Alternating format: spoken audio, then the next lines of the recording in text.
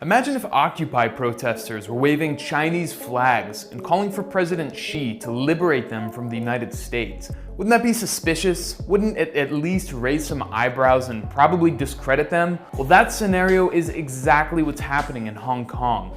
Except these masked protesters are calling on President Trump to liberate them from China. And corporate media talking heads, the very same personalities who fixated on phantoms of Russian meddling in US elections, well, they're hailing these masked protesters as pro-democracy. Pro-democracy protesters spilled into the streets. Pro-democracy protesters braving the rain in Hong Kong. Simply seeking liberty and freedom. This is very much a protest led by the people. This is a protest that is spontaneous. It's almost like this pro-democracy talking point used by every single corporate media outlet is part of a coordinated effort. Pro-democracy. Pro-democracy. Pro-democracy. Pro-democracy. But what corporate media won't tell you is that the US government is deeply involved in the unrest gripping Hong Kong.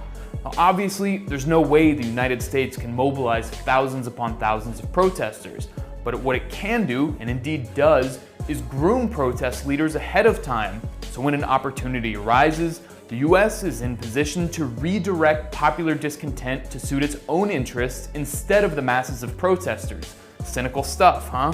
This is Joshua Wong. He's hailed in US media as the fresh face, the poster boy of Hong Kong's democracy movement. Netflix even made a documentary showcasing him as a hero.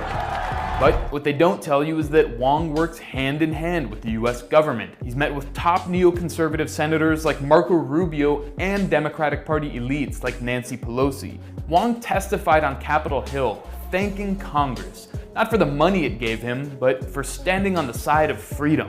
I hope historians will celebrate the United States Congress for having stood on the side of Hong Kongers, the side of human rights and democracy. God bless Hong Kong. Thank you. Wong was even caught on camera meeting with a political counselor from the US Embassy in Hong Kong. He received money from the National Endowment for Democracy, or NED, what was created during the Reagan administration. In the words of co-founder Alan Weinstein, a lot of what we do today was done covertly 25 years ago by the CIA. And that's just scratching the surface of Wong and his fellow schemers' ties to the US government. This is Jimmy Lai. He's worth hundreds of millions of dollars, and he's often called the Rupert Murdoch of Hong Kong. Lai is a central figure in the protest movement. He uses his tabloid media empire called Apple Daily, the biggest in Hong Kong, to promote the protest. The content is outright racist and xenophobic against mainland Chinese. Ironic considering Lai grew up on the mainland and came to Hong Kong as a kid to make his fortune. This full-page ad called pregnant women from mainland China locusts who are invading Hong Kong to steal resources. It's Hong Kong's version of the American right-wing trope about pregnant women pouring across the border to deliver so-called anchor babies in the US. Anchor babies marching down the street because they want their parents to stay in our country. And like Joshua Wong, Jimmy Lai is tight with Washington. This summer, he came to the US to meet with Mike Pence, Mike Pompeo, and John Bolton, the most hawkish members of the Trump administration. This information isn't talked about in US media, but it shouldn't be a surprise. It's not like the protesters are trying to hide their affinity for the United States. In September, thousands of demonstrators waving American flags marched to the US consulate to make their demands heard. Not to the Hong Kong government, not to Beijing, but to Washington. Those demands happen to be the same ones that Marco Rubio is pushing for. Still not convinced the West is playing a major role in Hong Kong's protest? Watch this BBC report from 2014 on the Oslo Freedom Forum. In the basement of this 4-star hotel, human rights activists come to what feels a bit like a school for revolution. According to this report, plans for the 2014 Hong Kong protests, which today's are essentially a continuation of, were plotted long before they started. This may not evoke the spirit of the barricades, but the teaching here is to be successful, to topple a government for good, you have to be organized and to plan meticulously. And activists here have been involved in helping to organize the current protests in Hong Kong. Their plan to put thousands of people on the streets of the territory was in fact hatched nearly 2 years ago. And look who makes an appearance in the video. I'm Joshua Wong, the convener of Scorers. Who else is there? Pussy Riot, the young women who have been embraced by US media for, among other things, screaming profanities in a church to stick it to Putin. And then there's none other than Srđan Popović, the Serbian founder of the regime change mercenary group Canvas. Canvas has taken money from the US government and reportedly from the CIA to train untold thousands upon thousands of young people to topple governments around the world that the United States deems adversarial.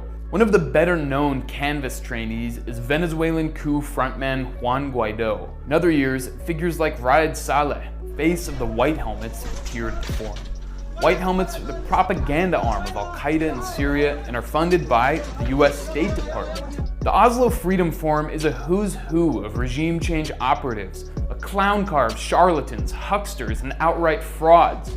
Past guests include Bill Browder, who stole hundreds of millions of dollars from Russia and renounced US citizenship to avoid paying taxes. In 2010, longtime Venezuelan opposition leader and convicted felon Leopoldo Lopez spoke, and the Oslo Freedom Forum itself was founded by Lopez's cousin Thor Halvorsen. Sounds like the Hong Kong protest leadership is part of an organic and grassroots movement, right? But what about the issue of police violence? Even if the protests are largely funded by the United States, that doesn't give cops an excuse to crack skulls.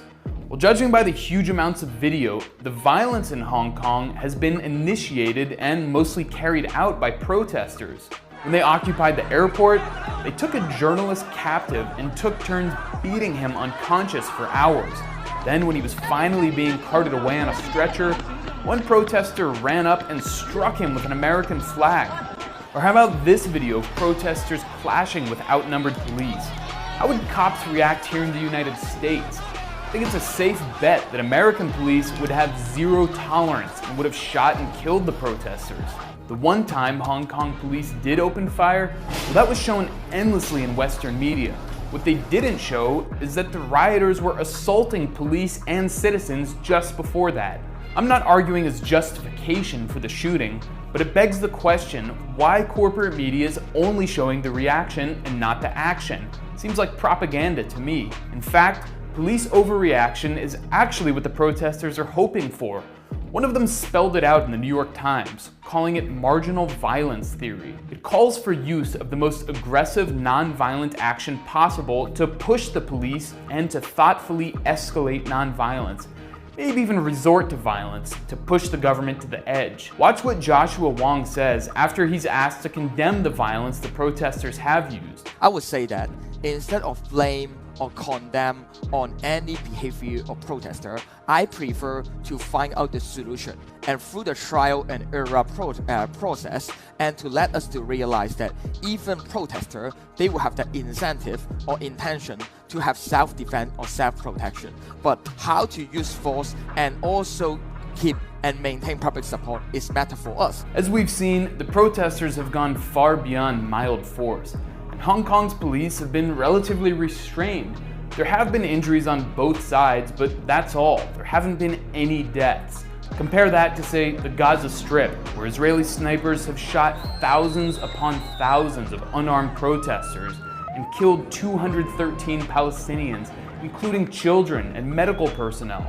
So let's call what's happening in Hong Kong what it is. It's not a pro-democracy movement. It's a US government trained and funded violent separatist movement run by operatives that exploit the plight of Hong Kong's youth to enrich oligarchs and destabilize China. All in all, either the Hong Kong protest leaders are part of an international group of billionaire-funded regime change operatives led by the United States government as part of a Cold War agenda, or Donald Trump is actually a great liberator of Hong Kong.